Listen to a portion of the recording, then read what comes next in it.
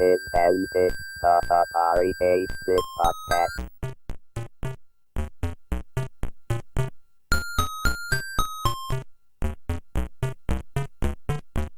This is Antic, the Atari 8-bit podcast. I'm Kay Savitz. Charles Marslett wrote floppy disk and hard drive drivers for Percom and was the creator of MYDOS, a disk operating system for the Atari 8-bit computers that offered support for double-density sectors, subdirectories, and hard drives. He also created FastChip, a hardware add-on for the Atari sold by Newell Industries that claimed to speed up floating point operations by up to 300%. He also created the A65 Assembler, a macro assembler. Charles has released the source code for MYDOS and FastChip. This interview took place on July 13th, 2020. Well, I got started with computers a little bit before computers started. In 1962, I started programming on an IBM 620 at TCU while I was in high school. Cool. Most people in 1962 didn't even know what a computer was, much less were able to program one. I thought it was fantastic. Fell in love then, and I've been in love with them ever since. After I got out of high school, I went off to college. Thought I was going to become a famous chemical engineer and make rocket fuel. Well, I never did that. Never made a bit of rocket fuel. Whenever I went up to my grandparents and made my own little bombs, they never exploded. They all just burned. So I said, that's not my career. That's not where I'm going. So then I had a couple of lucky breaks, I would call it. I went to work for the U.S. Army after I got drafted, doing COBOL programming, converting test results from missile launches and so forth out at White Sands into something that could be processed with their CDC 6600 computers that they had in Fort Bliss. So it was a bit of a screwball thing. All the recording information was done on mini computers, and then I ran on a HP mini computer to convert that to something that the CDCs could understand, because they didn't have any idea what was going on in the mini computer world. Later on, they got an IBM 360, and so I converted everything over to 360s, and all of that was enough to keep me busy enough that I never went to Vietnam. So, like I say, it was a really lucky break. It was an even luckier break. Later on, I went to work doing fun stuff with a company called RRA in Fort Worth, Radiation Research Associates. And I was lucky because I got to work for them. They hired me because I knew how to do programming libraries. I had to write a lot of libraries when I was doing the conversion stuff in the Army. And they figured they could hire me cheap, since I was just out of the Army and we were in a little bit of a depression then. And they could use me to raise the chickens that they irradiated, and at the same time do libraries when they needed it. Well, fortunately, whenever I started work there, they had just shut down their chicken radiation program.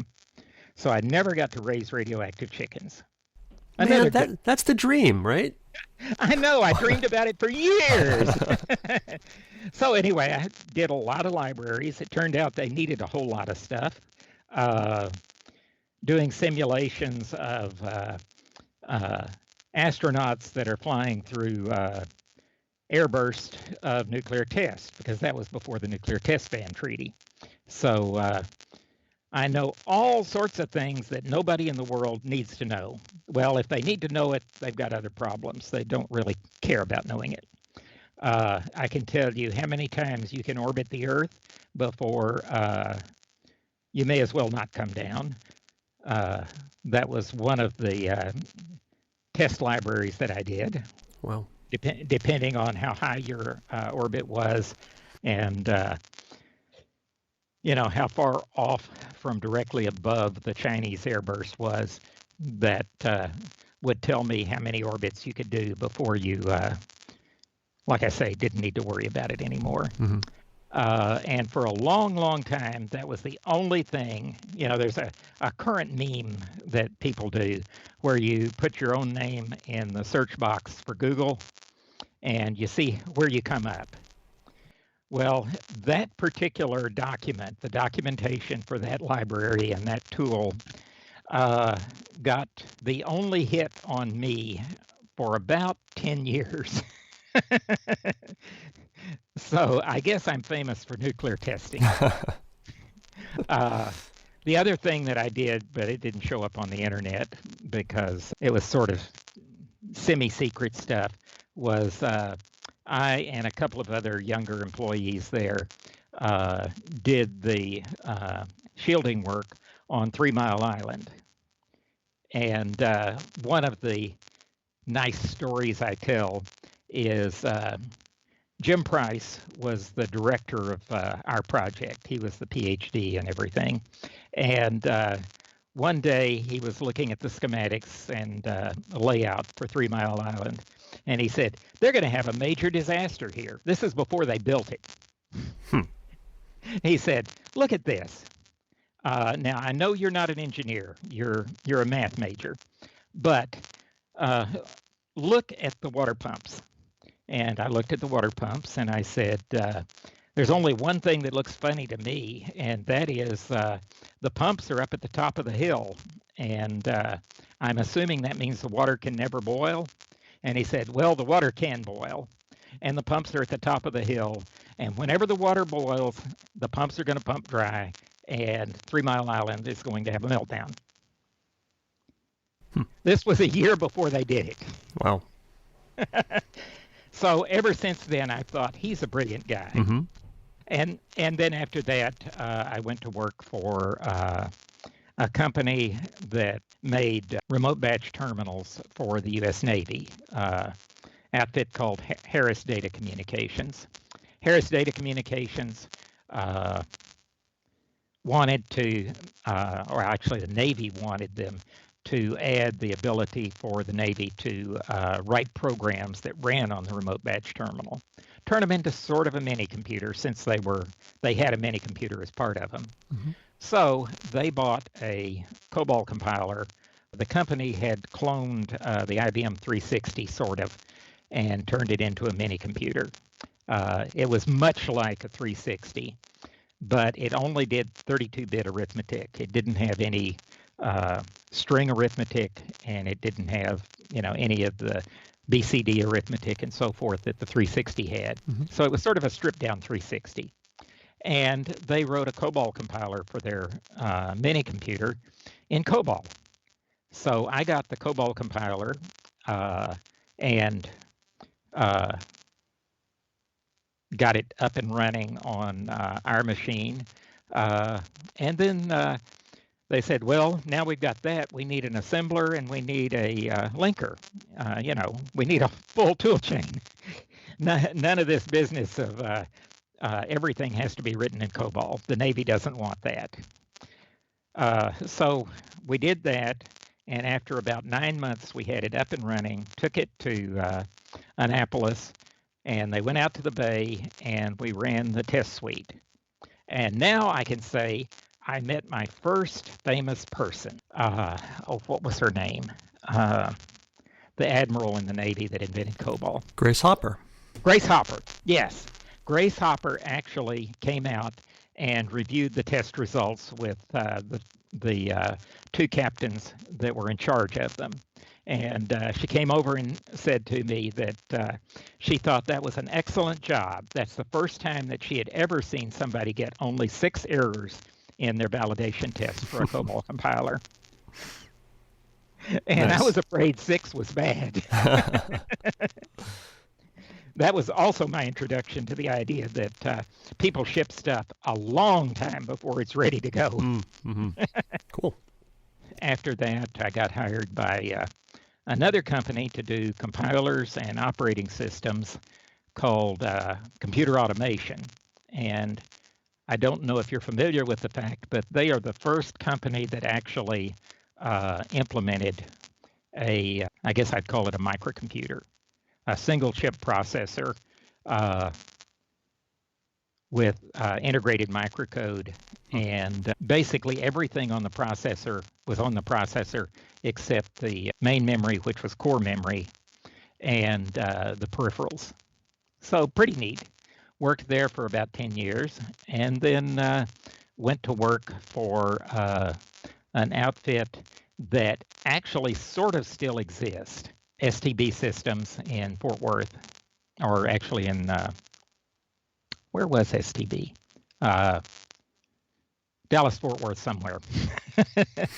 And there I got my introduction to writing Apple firmware and that sort of thing, because they were doing Apple black and white displays that had high resolution and color displays that had more colors than regular Apples had. And they also did some memory cards for Apples. Well, Apple never did really catch on. I don't know why. Probably Steve Jobs hadn't come along yet. Right. No. What now? No, he had come along, but he wasn't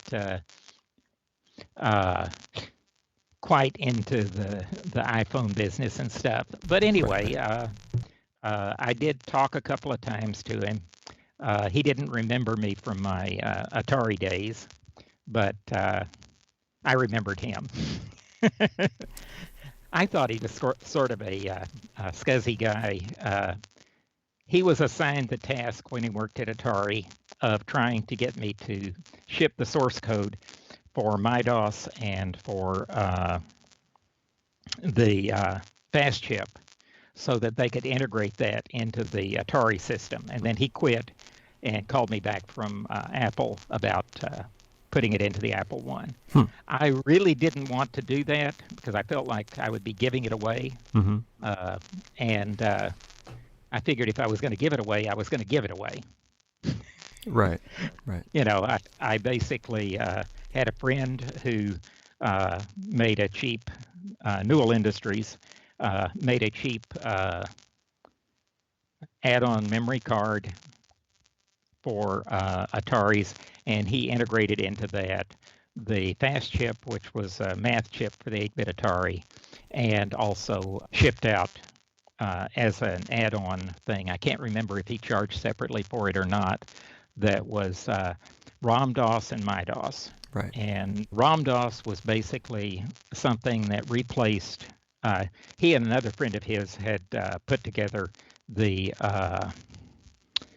debugger Omnimon that was used for debugging Ataris. And you could put the Omnimon in, or you could take the Omnimon out and you could put ROM-DOS in, and you'd have essentially a DOS built into the 8-bit Ataris. So he did a lot of this, that, and so forth. And at that point, we went through several versions of that. ROM-DOS wasn't very popular because people wanted a debugger a lot more than they wanted an OS. They could always put the OS on a 5 1/4-inch disc. So that worked fine. I'd like to jump back a little bit and like how you got into the Atari world, when you discovered the Atari, and why you started doing the hardware and software hacking on that. Actually, that started, I talked to a guy who was into the mini computer hard drive business at the time. I can't remember his name now, but his company was called Percom, I believe. And they did mini computer hard drives. Then they started looking at doing Apple hard drives, decided that an Apple hard drive and a Commodore 64 hard drive were neither one going to be profitable. Was this person Harold Mosh? Yes, that's him. Have you interviewed him? No, he died in 1982. Oh, yes, you're right. Yeah. In fact, I think my last project I was working on when he died, yes. Yeah, he was actually a good businessman, I thought. So he said, well, those two categories are out. The next best would be maybe the Atari. So he asked me if I could do a floppy drive controller and a hard drive controller for the Atari 8-bit computers. And I said, I probably can. I've never seen an Atari, never done anything with an Atari.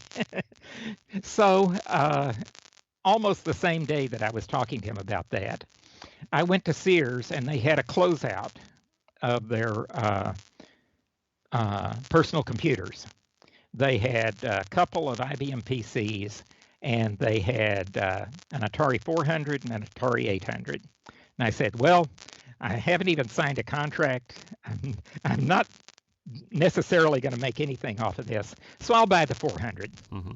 And I think I paid $350 for it or something like that. It was much more than you would think a flat panel keyboard computer with 16K of memory would be worth. But computers were more expensive back then. Mm-hmm. So I bought it, took it home, played around a little bit with it, joined the local Atari club, and bought all the books I could find on Atari computers.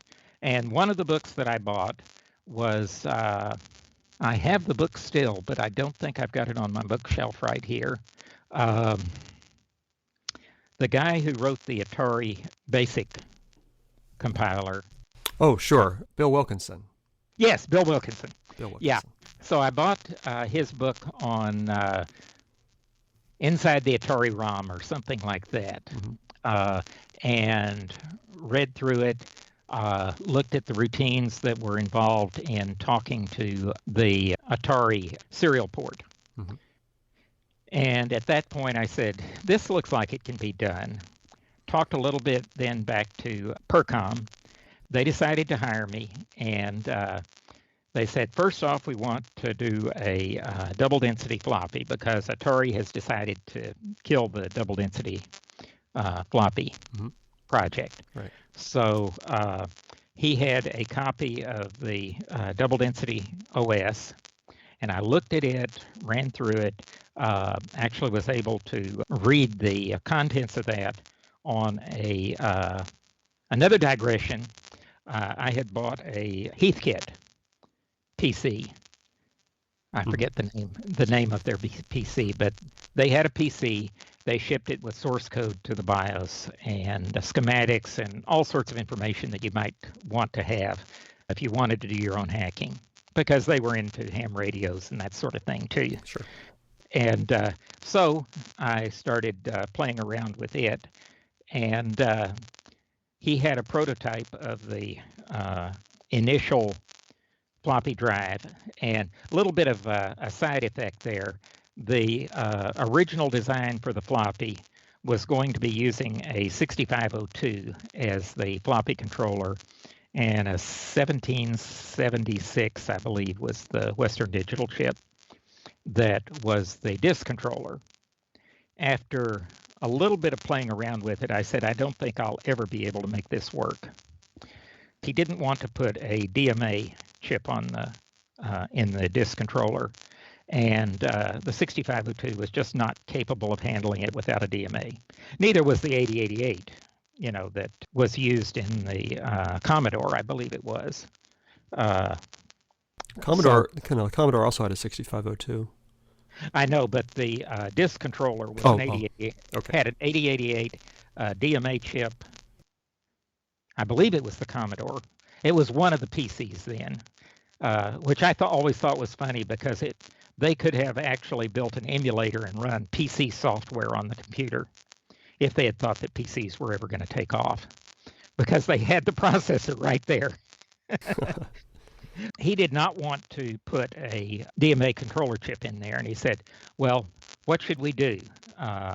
And I said, well, no 8088. We could put a 68,000 in there, but I think that would be more expensive than the 6502 plus the DMA controller. Mm-hmm. So I don't think you want to do that. And he agreed with that. And I said, 6809 is nearly the same price as the 6502. So let's go with that. So we put a 6809 in there. And because of the fact that the 6809 has a fast interrupt input and a regular interrupt input. Are you familiar with the 6809? Only a little bit. Okay. Yeah. The fast interrupt controller can actually receive an interrupt almost once per clock. So if you put a 2 megahertz 6809 in there, you can get a 2 megahertz input signal from the 6502 and not need a DMA controller. Well, he didn't want to get the fast version of the 6809, but we didn't need to receive an interrupt that often. So we put it in, we hooked up the data output from the floppy controller to the fast interrupt, and we hooked up the other port to the or the other interrupt, the regular interrupt from the disk controller to the regular interrupt on the thing, as well as the serial port interrupt to hook up to the Atari computer itself, you know, the serial cable on that side. And after a little while, we actually did get it working. And then I discovered that they actually did something that I couldn't quite figure out how to do with the Atari double density. The Atari disk had, I think it was 3 128-bit sectors, single density on a track. The rest of the track was filled with double density sectors. Right. The first 3 sectors were single density, and then the rest were double density. And they literally were single density. It wasn't a hack. It was real single density sectors. And I could not, for the life of me, figure out how to read that. If I started out in single density, then transferring to double density, I would have to do something really funny, do a full spin, do something weird in order to get into double density. So I asked him, would it be okay if we wrote our own DOS? I said, you know, so that I don't have to fool with Atari double density DOS disk. And he said, sure, but isn't that going to be hard? And I said, no, I've already done it. So that's where MYDOS came from. It was a double density DOS that supported a disk that was double density all the way across. I don't really know if I was before or after Wilkerson and his, what did he call his DOS? Super DOS? Anyway, I don't know if I beat him or he beat me on that. But he and I both came to the same conclusion, and that was doing solid double density was a lot easier than doing it the way the Atari folk did. Right. And then enhance the menu a little bit so you could have, I think it was 9 or 10 or 16 or something like that. But anyway, a lot of drives rather than the original Atari, which limited you to 2. That seemed to be more popular than anything else about MYDOS. I talked to people 5 years later who were still running single density disk controllers with MYDOS because they wanted to put more than 2 drives on. So I thought that was interesting. And that went through many versions. Eventually, I think 3.5 was the last one that I did. And Bob Puff, I believe is his name, up in New York State, upstate New York, I believe, picked it up and did 3 or 4 more generations. So I was pretty happy with the way that went. Cool. Did you know Bob or just sort of only? I talked to him over the phone. Yeah. Newell and the guy who did the debugger and it was the Omnimon. Omnimon, Yeah. Right, David Young. Yeah.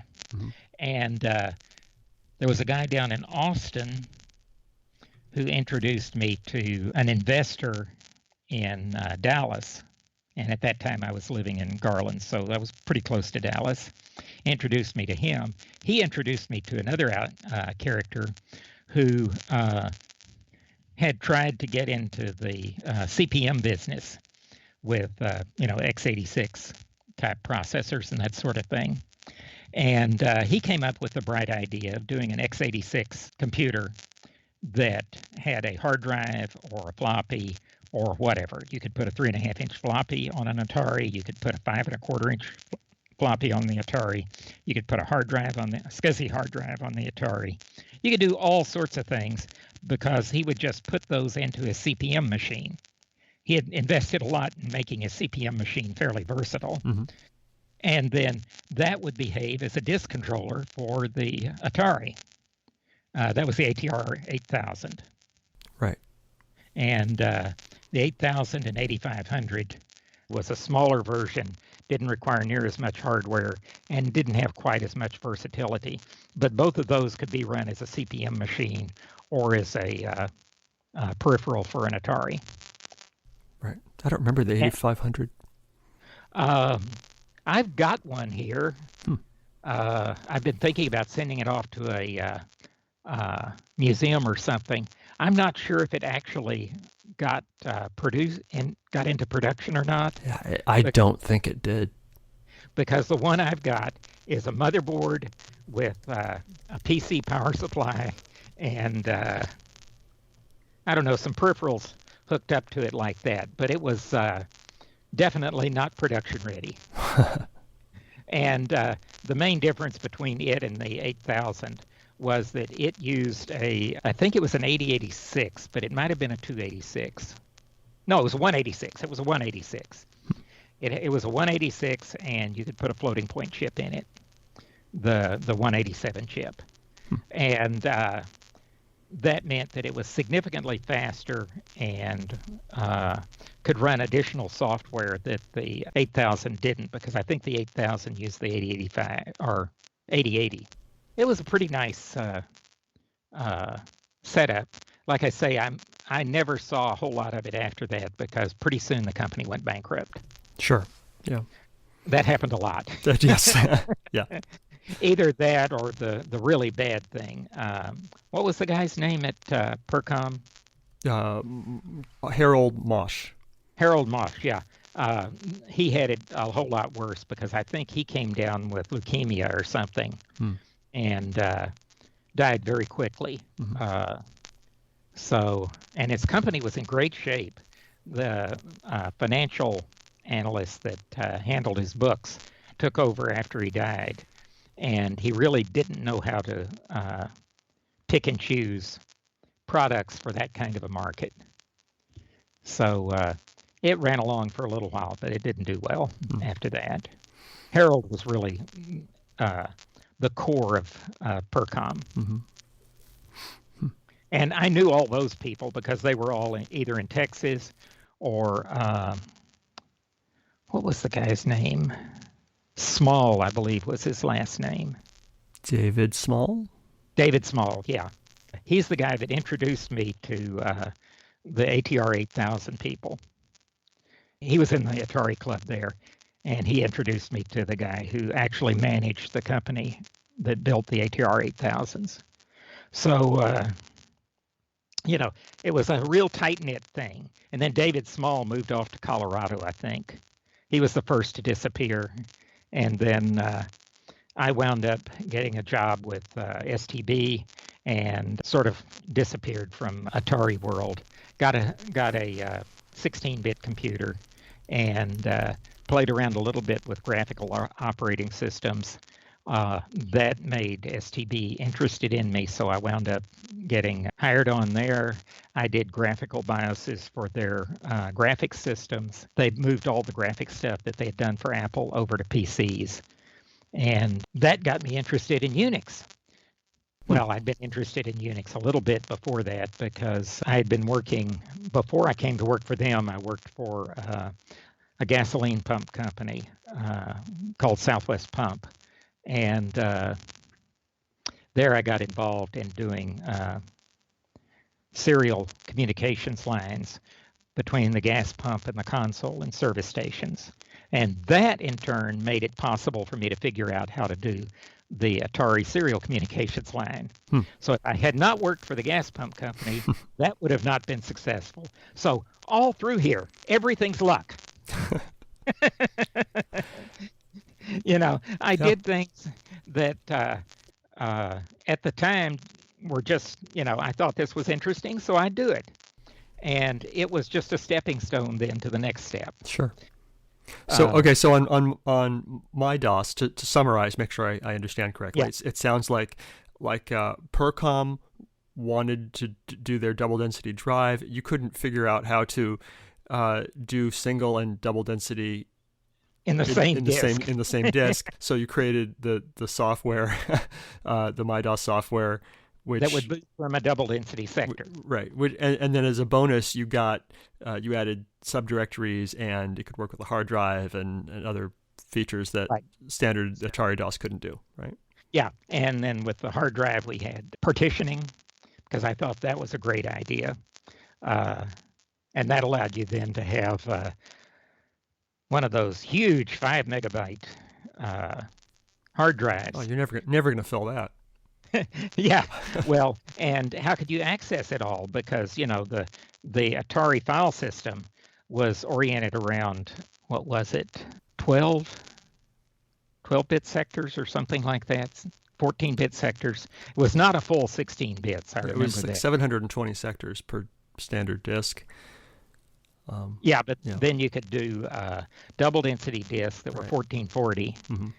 And the number actually went up higher. When you got a hard drive, you could actually make a partition that was, I want to say 14 bits for the sector number, which would be 16,000 sectors or something like that. Now, some of the versions of MYDOS had 4 byte sectors as an option. Yeah, that was something that Bob Puff put in, I think. So what was the last version you said that you did before you handed it off to Bob? 3.5B. All right. Excellent. All right. So it's funny how you can remember things like that. Sure. Yeah. All right. So we've talked a lot about MYDOS. We haven't talked about the FastChip yet. I'd like to know about that. Now, I know that Kathleen O'Brien did the floating point routines in the Atari, and they worked, but they weren't particularly fast. So how did you come to make the FastChip and speed it up by 3 times? Okay, to start off with, I didn't really speed up the floating point chip all across the board. Mostly, I made it smaller. I was in a phase of how little can I make the code and still have it functioning? And as I started doing that, I found all sorts of bugs in the code. So I went out and bought a book on, I think I've still got that book too, but I can't find it online. Somebody asked if they could, get the book, because some of the routines there he thought were phenomenally accurate. And he didn't know how I could have come up with that, because... What book is this? Do we know? I'm trying to remember the name of it, and I can't. I will let you know whenever I find it. Right. I've got 4 or 5 boxes in a storage building that have mostly books from this period in my life. What was it called? Something about accurate math routines. And it was devoted, I think there were 3 sections to it. First section was the basic algorithms. Then the second section was binary versions of the algorithms for math implementation. And then the last section was BCD. And the reason I bought it was because it had that BCD section, how to do trig functions in BCD. I couldn't find anything else that covered anything like that did very well. And so I looked through the section on the BCD stuff, and they had some algorithms that were really phenomenal. And one of them pointed to an article that was, I think it was in the Commodore magazine, but it might have been in Antic. And if it was in Antic, you probably got a copy of that article. So if I give you a hint, you may be able to dig up maybe one of my keys as far as speeding up the code that really mattered, and that was ways of doing decimal to binary conversions, and that in turn depended on a magic routine that multiplied A times B. And the way you did A times B is you took the square of A, the square of B, and I think added the two together and then subtracted 2 times something or other. I have to dig up the algorithm again. But it was a really neat algorithm, and I could use 2 8-bit tables of squares and not have to do any multiplies. That was the key thing. So in the FastChip, you can look all you want, but you won't find a routine that actually does multiplies. It all did table lookup. And that sped up my multiplies by maybe a factor of 10 over a real multiply routine. Oh. And then on top of that, they had some cute algorithms that did conversion of floating point numbers to integers. And that allowed me then, whenever you hit a branch or an if or anything like that, I could do 4 or 5 times faster conversion from a floating point number, which was the way it was stored in the Atari basic code, to a binary number, which was the way that the line numbers were put in the beginning of the basic lines. So if you took an Atari basic program and say it had 10% branches, ifs, and all that sort of thing, transfers of control, any kind of transfer of control, those particular lines would be 5 times as fast as they were in an Atari basic program. So right off the bat, that's 10-15% faster than the Atari basic program without changing anything else, leaving everything else in the Atari basic program exactly the same. And then, of course, all of the trig functions and any functions that involved anything but add, subtract, multiply, and divide. Those I didn't speed up very much at all. But the others, because of the book that I had, I was able to roughly double the speed of those. And that all added together resulted in something that sometimes programs would run 3 times as fast. And that really was not the original purpose of the thing. That was just what I accomplished. But a lot of people loved it. So what was the purpose? Just to save memory by to make it smaller? Make it smaller so I could put the tables in. And also to make room for a larger version of Omnimon. Because Omnimon is actually, the last versions of Omnimon were a little bit bigger than the floating point ROM.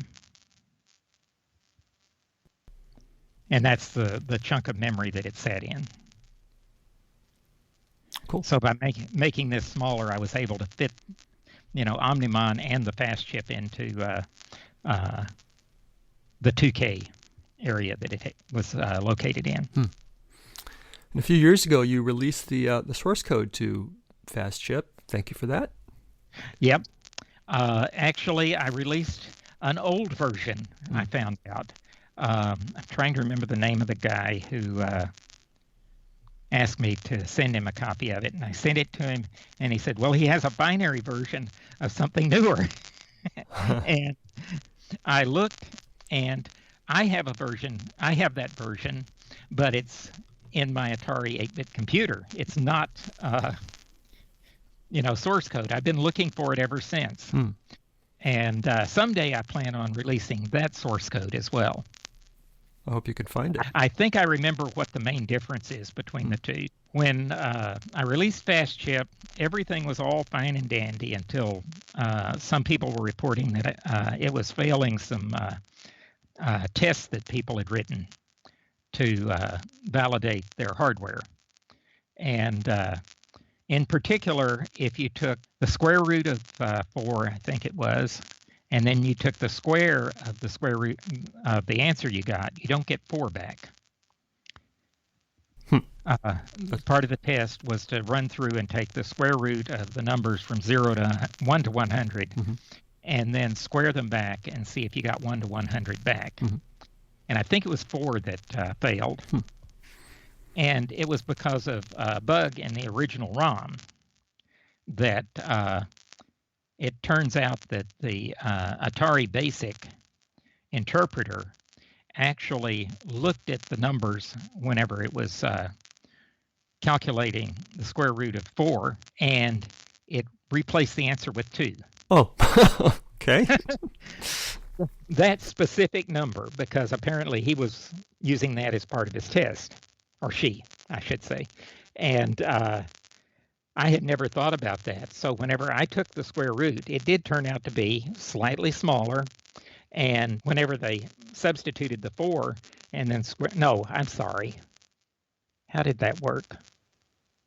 I'll have to go and dig it up again. I think there was actually an article in Antic about that. You're getting into where my mind is no longer working. It's been a long time. Yeah, I adjusted my results for 4 specifically, and that caused it to pass the test. Kludging it in there. Yeah, you had to put the appropriate cheat in. So I believe the version that they found that we don't have the source code for is revision E. If my notes are accurate, revision E of FastChip. That might be right. Yeah. Was this Roland in Germany that you were talking to? Let me check. I have talked to Roland several times in Germany. He is doing a great job over there of keeping track of ancient stuff. Yeah, he is. Let's see here. Yes, Revision E, March '82, Roland Wassenberg. Yep. Yes. Yeah. Okay. That smacked of Roland. Okay. Yeah, and the Revision E is in fact, I think, the first version that ever actually went out. And I believe it's Revision H, G or H, something like that, is the one that the only significant change was to make it pass that test. Well, so four is an important number. You might need to use that sometimes. So. Yeah. So it was worth doing. How about the A65 Assembler? We haven't talked about that. Oh yes. A65 Assembler. Well, for a long time, I used the OSS Assembler cartridge to do my assembly language work, and it worked just fine right up until the point that I ran into issues with the firmware for AtariDOS 3 or something like that. It was incapable of handling that many line numbers. I can't remember what the limit on its line numbers were. Okay. So I said, okay, I've got to find an assembler that's not cartridge-based. And I think OSS actually released an assembler that was not cartridge-based. Yes, they did. Right after I decided to write my own. So I wrote A65. And the syntax was not quite as complete as the cartridge. It didn't do everything the cartridge did. And as a result, I had to make some changes to my code, which I did. The changes are all backward compatible. You can compile any of the code that I've written, at least so far as I know. After I started using A65, I didn't use the cartridge much anymore. So something could have slipped in, but there were some limitations that I had that prevented the A65 assembler from fixing that. I think I gave the source code to A65 to Bob Puff as well, and I think he may have even fixed those, because I think he released a couple of versions of A65 after I finished. I love that you, when you were done with a thing, you passed it off to somebody who still had time and passion for it, rather than letting them languish. That's awesome. Yeah, and actually, I think particularly the AtariDOS, Bob Puff's stuff was significantly improved. He really did do some significant improvements. Nobody was interested in the source code for FastChip, at least until Roland called me. So it didn't get any of the love and care that A65, and I think actually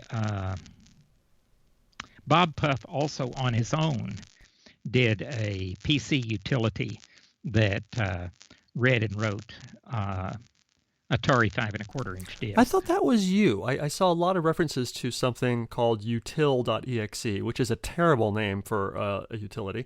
Yes, it is. No, I think Bob Puff wrote that, and he sent me a copy of it, and I made some minor changes to it. So it's the reverse of it. Okay. Well, you got a lot of, in my research, you were the one who got credit for it most of the time. Well, if you ever put a posting up or something, you can say the original author was Bob Puff. All right. Consider it done. We can consider ourselves a two-headed monster. Sure. I have not gotten to interview him yet. I'm not sure if that's gonna happen, but I've been trying for a while. Okay. Well, with COVID killing off all us old timers, that may be difficult. Yeah. Well, it was. Some people are difficult pre-COVID, so that's right. All right. So what haven't I asked you about the Atari days that I should have? I feel like you might have some stories or memories that we haven't touched on yet. Well, one of the things I did, and I'm sure you're going to ask me, do I have that code? And I don't think I do. I don't even think it's in the later versions of the FastChip category of disappeared into the past. But when I worked at STB, I worked on like a VGA BIOS for PCs. And at one time, I actually ported that VGA BIOS to the Atari 8-bit. And no, you didn't. Yes, I did. Okay. And it required, at that time, I was a bit of a hardware hacker too. So I did a STB ISA card. We had an ISA card that talked to the VGAs. In fact, it would talk to 16 VGAs if you set the jumpers right for each one. When I was working there, I had a wall of monitors in my office that I was quite proud of. I showed it to people, and it was 4 wide and 4 tall, and I could actually hook that up to an Atari. I thought that was fantastic. Mm-hmm. But when I left STB to go to work for VLSI Technologies in Arizona, I decided not to bring any of that code with me. At that time, people were doing lawsuits like crazy. VLSI had been hit by one of their engineers, had been sued for stealing some stuff from Mentor Graphics. And they gave me a little warning letter saying, don't bring any code from any previous company. And I thought, I'm leaving on not quite perfect terms with STB. I'm not going to do that. Mm-hmm. So I left the code behind. Mm-hmm. And I'm sure nobody there had any interest in an Atari. They were much more interested in, they had a project going with, what is the name of that company? They were one of the first RISC manufacturers, and they invented the predecessor of OpenGL. I'm sure I don't know. But anyway, they built workstations that were based on a 64-bit processor. And one of the graphics cards that was designed for that environment, we relabeled and sold to companies like Matrox when they were, I think they're still making medical instrumentation. But it was used in as a controller for their X-ray screens in their medical instrumentation. Eventually, they bought STB, and then they got onto hard times, and they got bought by Matrox. And one of the guys I worked with at STB, I think, is now still the firmware and driver manager at NVIDIA. So a little bit of STB carried over eventually to NVIDIA. Nice. What do you do today? What do I do today? Look for jobs. Oh. Once you get my age today, let's see, I'm 73 now. soon to be 74. Jobs become a little bit harder to find. But the last few things I've worked on, I did security firmware for UEFI BIOSes and for UEFI-oriented test tools and test programs.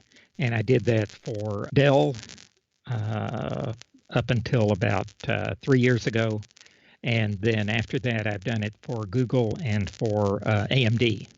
And at AMD, about half of the time, I wound up moving over to doing their test suite. So the quality of their AGISA platform, I hope, is a lot better than it used to be. But if it isn't, that's also my fault, because I did a lot of modifications to the AGISA test code. If you could send a message to the people who are still playing with Atari computers today, and you can right now, what would you tell them? I would tell them that it is a fantastic machine if you think about it. With very little resources, you've got games that are quite competitive with anything that you've got on a game machine that runs 100 times faster and has 100 times the memory and has the internet sitting behind it, if that's not enough. You think about that. They did some remarkable stuff. Oh, that's another thing that I can talk to you about. Sure. That is not Atari related, but it's equally fantastic. Before I get to that, though, I will say, though, that, all of these magnificent games and so forth, I have 3 or 4 books on games for the Atari, and I think that they're all fascinating. You learn a lot from them. It was called Optimizing, I think, something.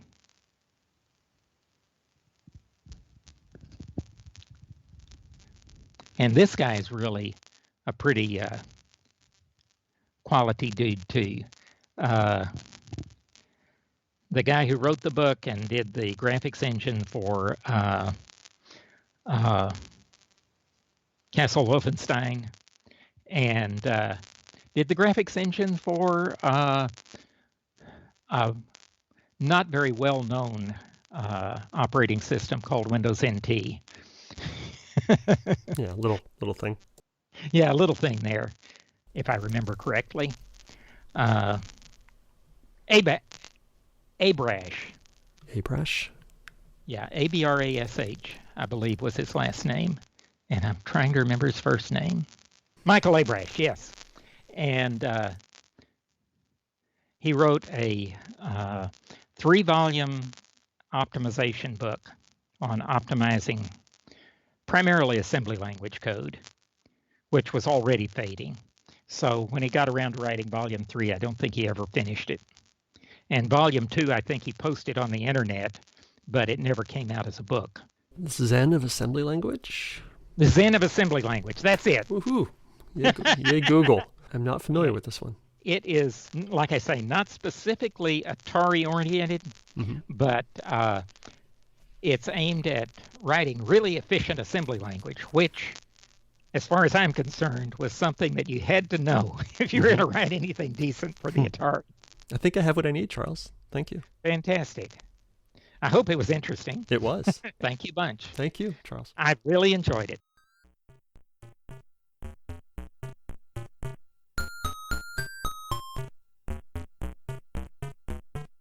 If you enjoy these interviews and would like to contribute, make a tax-deductible contribution to the Internet Archive, a nonprofit digital library that has done incredible things to preserve computer history. Make your tax-deductible contribution at archive.org/donate.